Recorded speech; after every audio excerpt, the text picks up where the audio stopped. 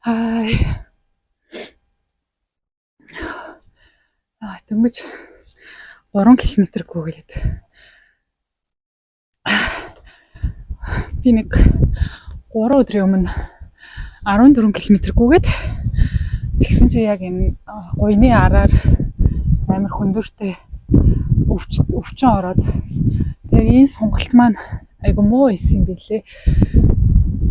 Тэгээ нэг гойны урд хэсгээд амар сунгаадсан үг гэхээс араа ерөөсөө ингэж сунгаагүй байсан болохоор тэгээ бас нөгөө булчин амар суулаа гэсэн үг. Сайн дасгал хийж өдөр болгоно гүүхээ хайжгаар скват тэгээд хөлмөл тэгээд аягүй сайн хийхгүй хийж чангалахгүй бол гээд өвчин орох юм байна. Цаашлаад бүр ингэж бэртэж гэмтэх аюултай юм байна. Тэгэхээр юу яхаар юу лээ? Бэртэж гэмтгээс зайлсхийхийн тулд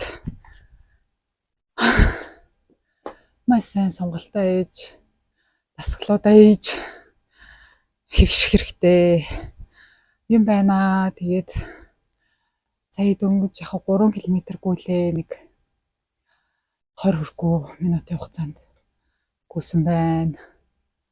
Яг энэ 7 оныхоо шорт раннер тооцчихъя. Тэгээд 7 хоногт би бэлтгэл хийхдээ 2 хоног амраад 2 хоног богино гүйлт хийгээд 2 хоног болохоор яг өөрт дундаж гэж бодсон. Нэг 8-9 км гүйгээд тэгээд 1 хоног ер нь бол 12-оос 10 дээшээ. Тэгээ одоохондоо би нэг 15 л гүйцсэн байгаа. Тийм нэг энийг үр гайгүй 21-т бол гүрийч байх гэж бодож байна. Хамгийн гол нь бэртчихгүйхэн шиг хөлийн булчиныг сайжруулад дасгалаа маш сайн хийх хэрэгтэй юм байна.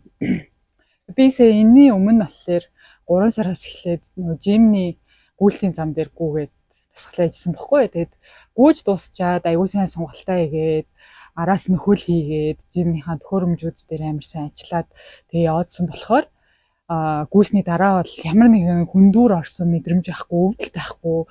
Айгуу гоё тэрэндээ ингээд дасчаад айгуу гоё ингээд яваадсан юм байна. Тэгээ сая хараа нөгөө 4 сараас хойш яг гадаагүйгээд эхэлсэн чинь амар страглдаад жоохон зовж гүйгээдсэн. Тэгээ одоо ямар ч гэсэн яг тэр жим дээр хийжсэн шиг бас яг төхөөрөмжтэй хийж чадахгүй ч гэсэн гэрээрээ нэг айтайхан тийм дасгалууд хийгээд явчих гэж бодож байна. Яг хийдэг л дээ. Саяны хэд хоног юусоо хийгээгүй маа. Тэгсэн яалтч мэдрэгдэж байна. Балардсан байна. Одоо энэ яг энэ гойны энэ арын энэ хүндүүрээсээ болоод ингээ алхахад ч амар хэцүү. Жохон төвөгтэй байгаа. Тэгээд жохон өнөөдөр гүрэл гэж гүйхгүй зүгээр богино л ингээ гүйгээд орчихлоо. Энийг гүйлтийн юу болохоор түүх болохоор айгу гоё. Би та нарт гоё түүхээ ярьж өгөнгөө. Гүүхтээ бас юун дээр анхаарах уу? Одоо ингээ 5 сарын 1-ээс өмнө марафондоо бүртгүүлсэн байгаа ах. Тэг бэлтгэж эхэлж гин үү? Яаж ингэж бүгдээрээ гоё ярилцъя гэж бодоод өнөөдөр яг гүүхтээ ингээ микрофон аваад гараад ирсэн.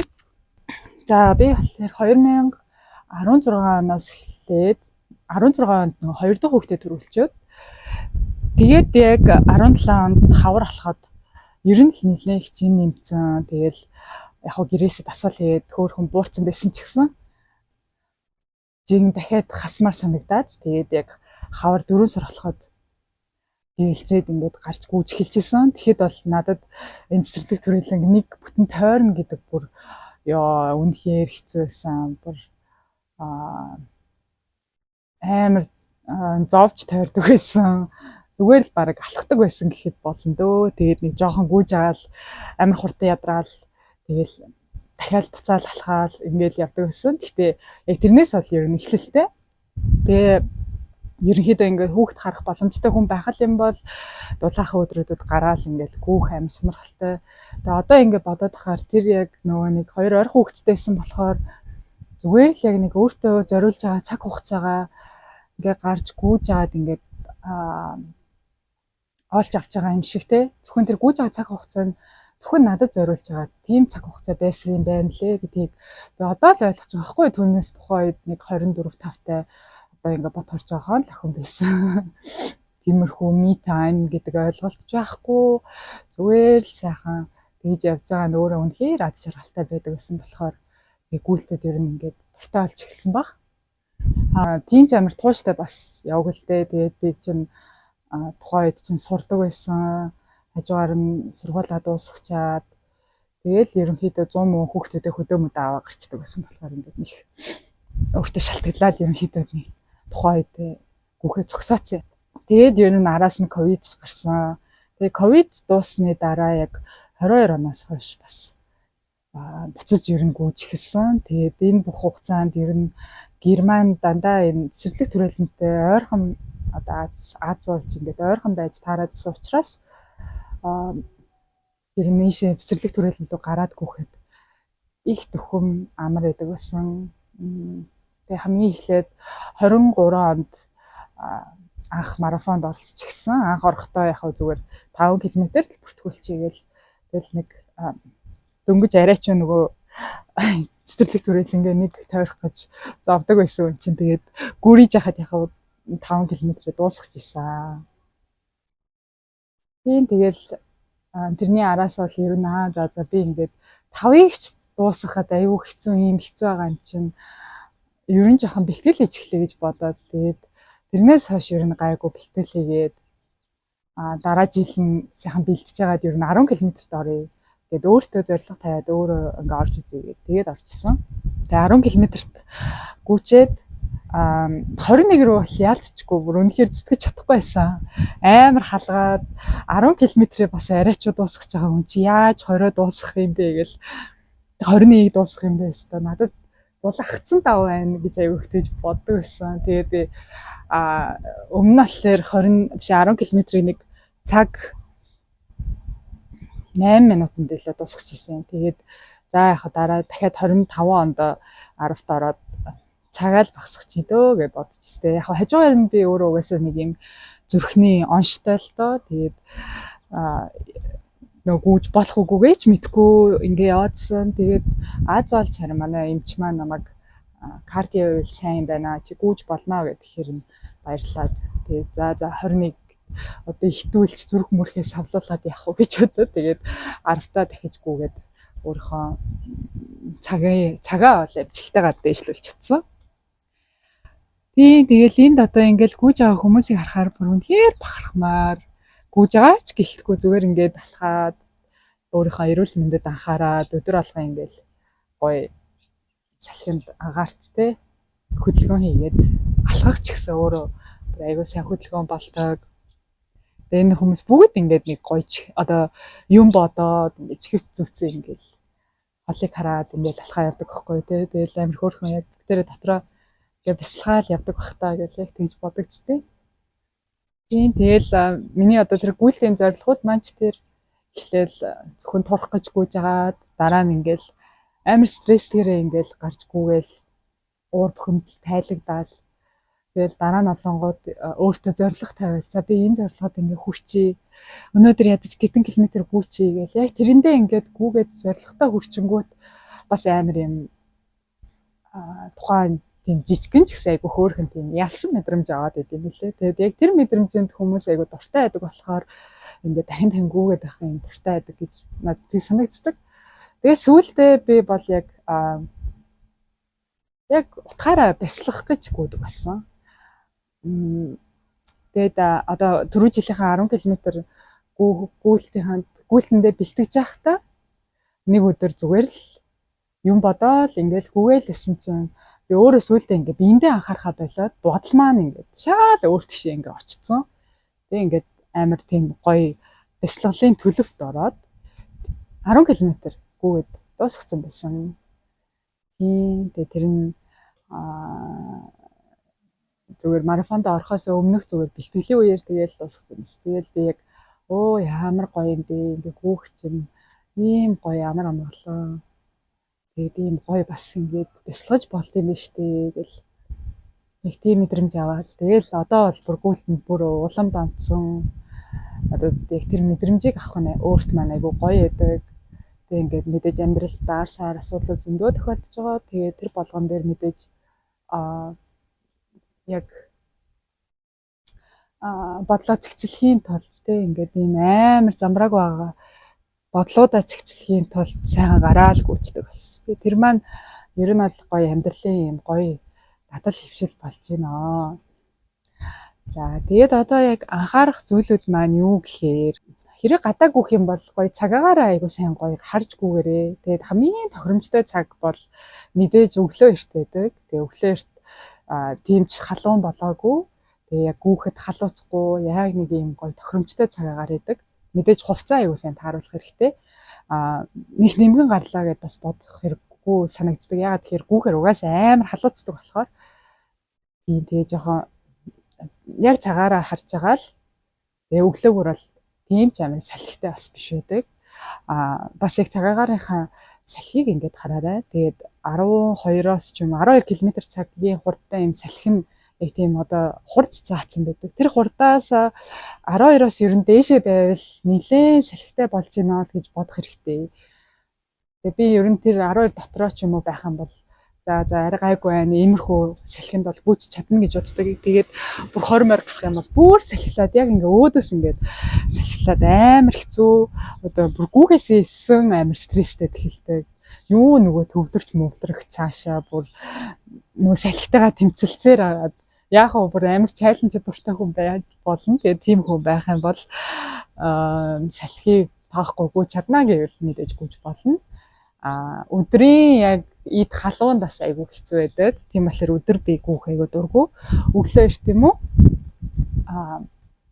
Өглөө эрт тийм үү? Оройд яг нар жаргах үеэр гараал. Тэгээл гоё нар жаргаж байгаа тэнгэрийг хараад, байгалыг хараад ингээд амар гоё чийлээ тэгж гүүх айгүй дуртай. Яг өдрөд хэрвээ айгүй их ажилтай байж байгаад орой гарч гүүх юм бол бүр мэдээж маш их ядардаг л та. Тийм учраас өөрийнхөө ажил цаг заваа зохицуулаад өөртөө тохирсон цагтаа гарч гүгээрээ.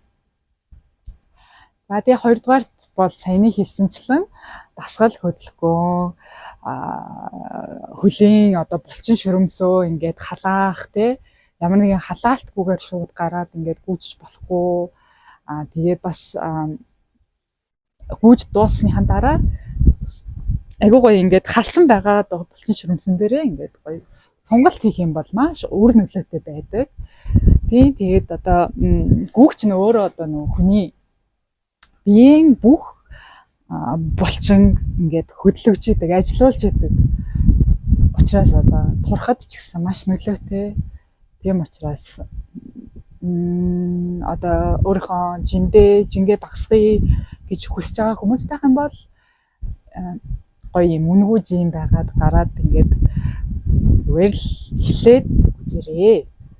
Тэгээд мэдээж ингээд гүүхэд үнэхээр дургуун хүмүүс бас байдаг л та. Манай найз нөхдөөс ингээд зарим нь олон жил ингээд марафонд гүйж байгаа ч гэсэн яг бүр ингээд сүултээ ингээд ёо би дахиж зээж орохгүй би бүр үнэхээр гүүх бүр үнэхээр дургуун байлээ гэдгээ хүртэл тодорхойлсон тийм хүмүүс байдаг. Тэгэхээр одоо гүүх дуртай байна уу дургуун байна уу гэдгээ өөрөө хийж үзчихэж мэдэх хэрэгтэй. Тэгэхээр ядаж зүгээр гараад өөрийнхөө дуртай байна уу дургуун байна уу гэдгээ үзчихсэн дээр хаа. Гэтэ нэг удаагийн орлогоор бас тэргээ шийдэх хэрэггүй байх гэж бодож байна. Угаасаа эхлээд гүйж байгаа хүмүүст бол хизээч таатай байхгүй баха.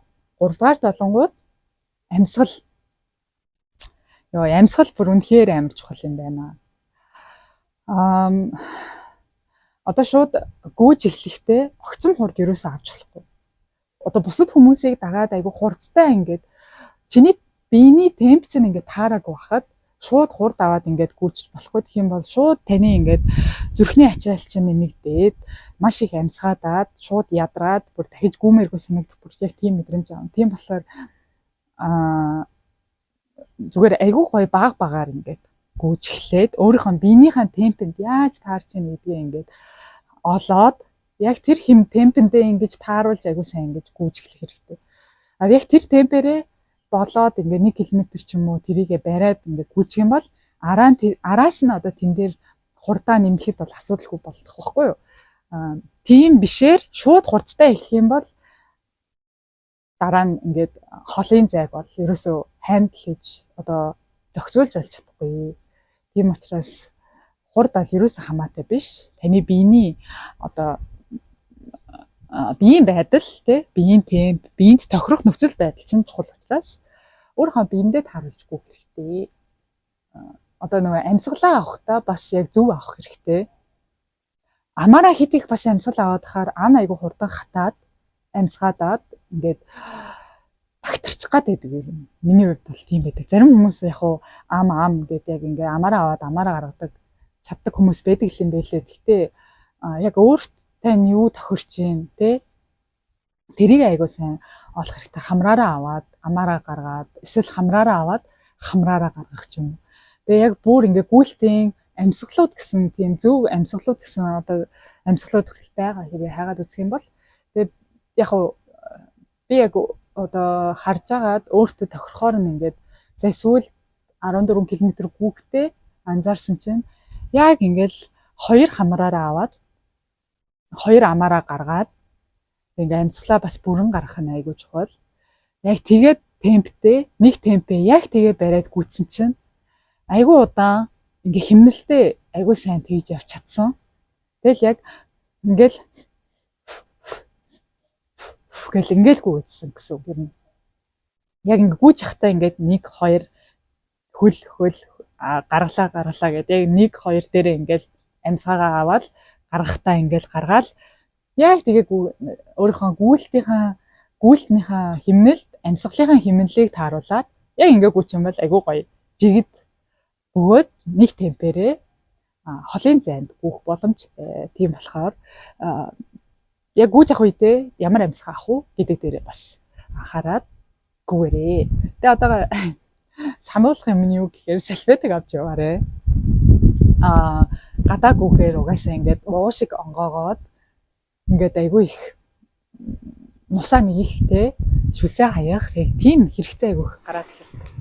Бүр яг ингээд хамаг одоо уушиг цэвэрлэгтэй хамаг юмнууд нь ховхроод эхэлдэг юм шиг байгаа. Тэгэхээр би бол мөнхийн одоо энэ таскнд энэ салфетиктэй явдаг. Тэгэхгүй бол ингээл яг нөгөө нэг амьсгалаа авах гэхээр тэгэлтэл ингээд өгч гэл айгүй төвхтэй байдаг. Тийм болохоор салфетик бол заавал авч яваарэ. За тэгээд дараагийн анхаарах юм нь булангууд аль болох маш бага хог навш чирэх. Ер нь бол одоо хэрэгцээтэй тий одоо гэрийн дэлхүүр чивэвч утас салфетик. За ер нь энэ хідэл байхад болно. Тэгээд яг усаа авах юм бол холын зайд хэрвээ ингээ богино одоо 3 км дээр гүйж байгаа бол баг ус мус чирээд ер нь бол хэрэггүй. Айгуу тийм тэртэй байдаг. Би болохоор одоо ийм нөгөө нэг seaweed зарагддаг ийм минералууд байдаг. Минерал хийнэ одоо energy gel-үүд гэх юм уу? Jelly ийм дринк байдаг. Тэгээд одоо би энэ минералтайг нь авчдаг байхгүй. Тэгээд энэ долонгууд 5 төрлийн минерал байдаг. Төмөр, кальц, зинк, copper and magnesium. Нөө хөлсөөрөө бид эрс бодис маш их алдчихж байгаа учраас өөрт хэрэгтэй минералууд аюул их алдчихж байгаа учраас гаднаас ингээд нэмэлтээр бас ингээд авах шаардлагатай. Тэгээ магниг бас дотроос ингэж уухаар ер нь бол ууж авснаас илүүтэй магниг гадаргуугаас одоо арьсаараа бол илүү үр дүнтэй байдаг гэж нэг манай найз хэлжсэн. Тэгээ тийм болохоор би нэг судалж байгаа тийм усанд орохдоо хийждэг бааны давснууд байдаг шүү дээ. Тийм одоо магнитай бааны давс гэж байд юм билээ. Бетер юу гэдэг тэл хүрт зарагддаг. Тэгээ тэрнийг аваад бас баанд хөвтөөд яг ингээ гүйсэн үедээ шууд очиод тэр магнитай давстай усанд хөвтөөд тэр нь бол тэгээд нөхдөг хажуугаар нэмэлт витаминуудаа уух хэрэгтэй. Одоо ийм нэмэлттэй energy gel-үүд бас хэрэглээд одоо бас electrolyte drink гэдэг байгаа. Тийм одоо тэр чинь бас нэмэлт минералуудтай ус гэсэн үг. Ер нь бол тийм уснууд байдаг. Спорт уснууд гэдэг тий. Юу ямар хүүтэй бэ? Одоо араас салхилаад арч. тийм уснууд бас ер нь гадуур аягүй их зарагддаг шүү. Тийм сонгож ирэхлээрээ. Тэгээ яг ийм нэмэлтүүд гэснээс бас яг хоол ундан дээрээ усан дээрээ аягуулсан анхаарах хэрэгтэй. Гүүж явахдаа тэгээ гүүгээгүй байсан ч гэсэн усаа аягуулсан ууж явах хэрэгтэй. Өөрийнхөө биеийг ингээд үргэлж хайдрейт буюу одоо дотроос юу хийм бэ чигшэлтэй. Мэдгүй. Усаа сайн ууж одоо тий өдөрт уух усныхаа хэмжээг бол маш сайн ууж өөрийнхөө биеийг ингээд хайдрейт хийх хэрэгтэй шүү. Тий бид нэр яг тэрүүгээрээ усгүй жуулж юу гэдэг вэ одоо энэ хиллгүүд нь орж ирэхгүй ямар тэмэг юм бэ. За ямар ч гэсэн усаа сайн уугаад хоолоо одоо дор аяж гүүхээс өмнө 2 цагийн өмнө ч юм үзсэн байвал зүгээр. Тэгэхгүй бол ингээ гиз дүрэн гүүж болохгүй. Хоол чинь буцаад бараг амаараа гарч ирнэ. Тийм учраас хоолоо нэлээд жоохон шингэснийхэн дараа гарч гүүхээ хичээгээрээ. Тийм тэгээд яг холын гүйлттэй 21-42 км-ийн гүйлттэй байх юм бол өмнөх өдрөө нүүрс устай хоол маш сайн идэж хэрэглэх хэрэгтэй юм бэлээ. Тэгэж уншсан. Тэгээд тэр нь болонгууд нүүрс ус ч угаасаа ер нь бол энергийг ингэж хадгалж байдаг төрлийн хүнс учраас одоо маргаашийнхаа гүйлтэнд зориулаад өмнөх өдөр нь нүүрс устай хоол идэх юм бол ер нь бол биеийн одоо энерги алдахгүй байх боломжтой. Тэгээ өглөөдөө тийм хүнд хоол идэхгүй, гидсээ цэрэтэл уухгүй, ус уухгүй. Тэгээд яг марафоны үеүүдэд бол одоо энэ жил яахыг нь сайн мэдэхгүй байна. Гэхдээ өмнөх жилүүдэд бол яг хүмүүсийн бичснээс анзаархад яг хойгуур гүйж байгаа хүмүүс бол ус ерөөсө хүрэлцэхгүй байсан гэсэн. Тэгэхээр нөгөө нэг юм пластик юм шалчгар савтай тийм усны сав байх юм бол тийм савандаа ус игээд өөртөө ер нь бол тийм устай явсан нь зүгээр юм шиг санагдсан шүү. Just in case заавал тэр усанд найдаж явж байхаар зарим нь олдоо зарим нь олдохгүй байх боломжтой ч гэж магадгүй. Тийм учраас нэг ч ихсэн усаа бол чирээ явсан дээр санагцсан. Тэгээ хажуугаар нь саяных шиг ийм одоо жээлүүд энержи жээлүүд бас гадуур өөр ийм жижигхэн ийм энержи жээлүүд бас байдаг шууд ингээд сороод уучдаг.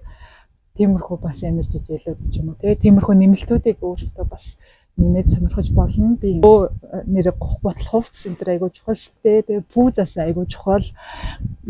Ер нь бол пүүз иймэрхүү одоо зөөлөн уултай ийм зузаан дуу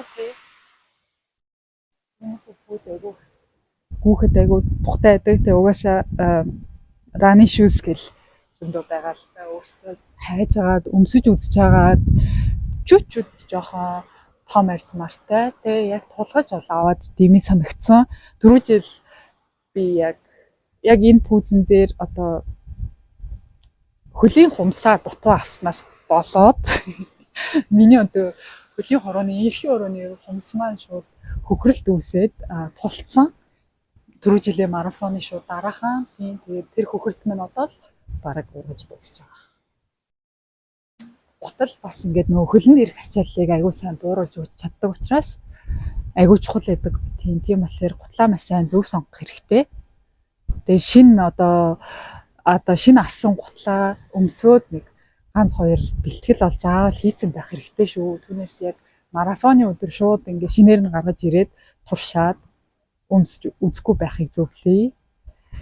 Тийм тэгэхгүй бол ямар нэг эрсдэлтэй шүү дээ тийм ээ. Тэгээд аль болох жоохон зөөлөн уултай ийм бамбалцсан зөөлөн пүүз сонгоорой. За ингээд үүнээс хойш үнэхээр микрофон маань тасалтаад маш муухай перчинсэн болоод яриа маань сонсогдоход болсон байна. Тэгээд voice over хийгээд оруулчихъя гэж бодлоо. Ерөнхийдөө бол ярих юмнууд маань ингээд болж байгаа. Мөн нарны тосоо биендээ төрөхийг хичээгээрээ. Тэгээд 4 жил гүөхэд бол миний ил гарсан байсан биеийн хэсгүүд маань маш их борлсон байсан. Мэдээж нарнаас хамгаалаад зөвхөн борлох биш түлэгдэх зэрэгээс сэргийлээд нарны тосоо бас түрх ирье. Тийм тэгээ одоо маш аз жаргалтайгаар нэг л гүүнгээд сонгоод бүтгүүлчихсэн одоо марафонд оролцоно гэж бодож байгаа бол хичээл зүтгэлээ өөрөөсөө гарч болох бүхий л зүйлээ дайчлаад бэлтгэлээ маш сайн хийгээд бэртэл гэмтэл авахгүй хичээгээд өөрөө өөртөөгөө тэмцэлдэх юм болно шүү. Тэгээд маш богино хугацаанд өөртөө тавьсан зорилготой хүрэхэд амар байдаг. Хүрч чаддаг учраас бидний гүйлтэнд дурлаж гүйлтийг сонгож хийдэг байх гэж бодсон.